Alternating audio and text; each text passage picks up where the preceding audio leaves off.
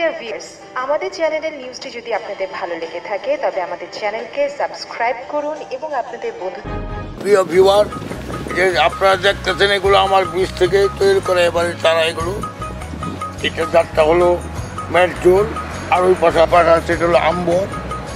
আর এই দেখেন আমার আগের গাছগুলো, এগুলো টিস্যু কালচারের গাছ আমার, এটা আমি মাদার প্লান্টের জন্য লাগাইতেছি। দেখেন গাছগুলি গর্ত,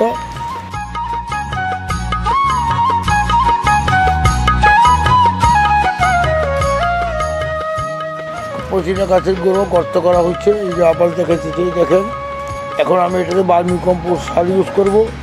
আগে গোবর সার অন্য কিছু দেওয়া ছিল, আর অন্যান্য সার দিয়ে লাগিয়েছিলাম।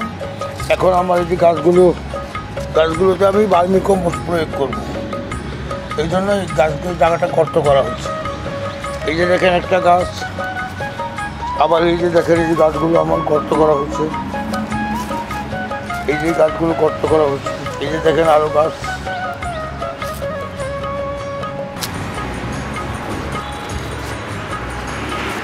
এই যে দেখতেছেন এই গাছগুলো পুরাটা গর্ত করা হচ্ছে বার্মি কম্পোস্ট প্রয়োগ করার জন্য। এগুলো আমার সব টিস্যু কালচার গাছ। এই গাছটা হলো শুক্কালি, যে আপনারা দেখতেছেন এই গাছটা হলো শুক্কালি জাত।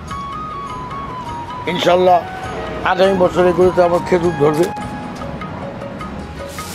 এই যে দেখেন গাছের গুড়গুলি আরেক মুখ। এই যে দেখেন বার্মি কম্পোস্ট দিতেছে বেশি করে মাটির সাথে মিশাই দিন না, মাটির সাথে মিশাই দিলে ভালো হয় আর কি। মাটির সাথে মিশাই দিই, তারপরে চারিদিকটা সার দিয়ে দিব, রাসায়নিক সার। এগুলি দেওয়ার পরে আমি চারিদিকটা রাসায়নিক সার দিয়ে দিই। এই যে আপনারা দেখতেছেন বার্মি কম্পোস্ট দেওয়ার পরে বার্মি কম্পোস্টটা মাটির সাথে ভালো করে মিশিয়ে দিতে হবে। ভালো করে মিশিয়ে গাছের গুঁড়ের মাটিটা একটু ভাঙিয়ে দিয়ে, গুঁড়ের মাটিটা ভেঙে দিতে হবে। ভেঙে দিয়ে যাতে শিকড়গুলিতে কাজ করে বার্মি কম্পোস্ট। এখন ওই মাটি দিয়ে ওই বাকি মাটিটা ভালো করে ঘুরে দিই, সার দিবি কিনার দিয়ে, একদম কিনার দিয়ে চারিদিক দিয়ে। বাস ঘোরায় হ্যাঁ। এটা দেখতেছেন আপনার কিছু রাসায়নিক সার। এখানে আমার 3 জাতের সার আছে, পটাশ, টিএসপি, ইউরিয়া। ইউরিয়াটা কম, অন্যান্য সারগুলি আমার বেশি। 3 জাতের সার দেওয়া হইতেছে। এটা গাছটার নাম হলো সুগাই। এই গাছটার নাম হলো সুগাই। এটা খেজুর, মাঝারি আকারে খেজুর ধরে এটাতে।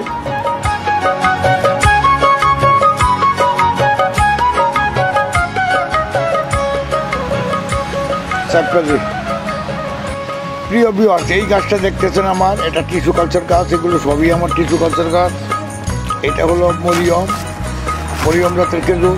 গোড়ার মাটিটা ভেঙে দিতে হবে যাতে বার্মি কম্পোস্টটা সরাসরি তার শিকড়ে কাজ করে আর কি। গোড়ার মাটিটা ভেঙে দিয়ে,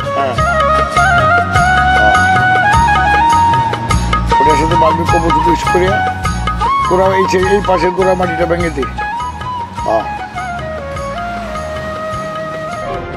Greetings to all from Agro Bengal Channel Saudi. We have all varieties of Saudi date palm seedling. Contact us today. 016-313-931.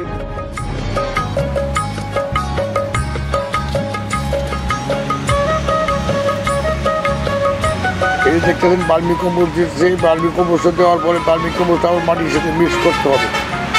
মাটির সাথে যাতে আর একটু মাটি দিয়ে দেখেন বার্মি কম্পোস্টের সাথে মাটি মিক্স করা হইতেছে। ভালো করে মিক্স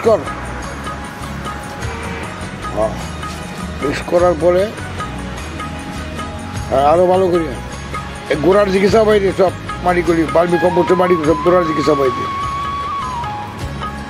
এরপরে আমরা এটা বার্মি কম্পোস্ট দেওয়ার পরে, এটা আমি যখন লাগিয়েছিলাম তখন আমি বার্মি কম্পোস্টটা দিই নাই, তখন অন্যান্য সার ছিল, গোবর সার ছিল প্রচুর। আর এর সঙ্গে 500 গ্রাম করে কোকোপিট দিলে আরও ভালো হয়। আরও কাছে দূরে যাইতেছে, টাইনে কাছে না দিয়েছি, একটু বেশি দূরে হয়ে গেছে। এটি আর কাছে না, হ্যাঁ, আর পাশাপাশি দেখতেছেন এগুলো আমার বীজ থেকে তৈরি চারা, এগুলো আমি বীজ থেকে তৈরি করছি এইবারের চারা এগুলো। এটা হলো আপনার এই চতুর্থ বেস, মানে ফোর্থ বেসের চারা, বেসের চারা। এছাড়াও আছে আমার আগের চারাগুলো আছে, ফার্স্ট বীজ, সেকেন্ড বীজ, এটা হলো চতুর্থ বীজ, মানে ফোর্থ বীজ।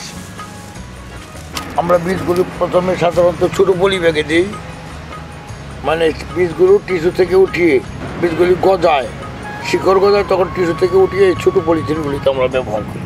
এই ছোটো পলিথিনগুলিতে এই যে দেখতেছেন এতটুকু হইলে পরে আমরা এই পলি ব্যাগটা ছিঁড়ে, মানে পর্যাপ্ত খাবার সহ আমরা কোকোপিট, বার্মি কম্পোস্ট, তারপর অন্যান্য রাসায়নিক সার দিয়ে মাটি আগে তৈরি করে রাখি, তারপরে এই মাটিতে এগুলি বপন করা হয়।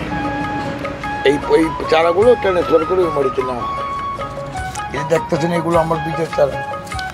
এই চারাগুলো আমি এই বছর 10টি মাস থেকে বিক্রি করা শুরু করবো ইনশাল্লাহ।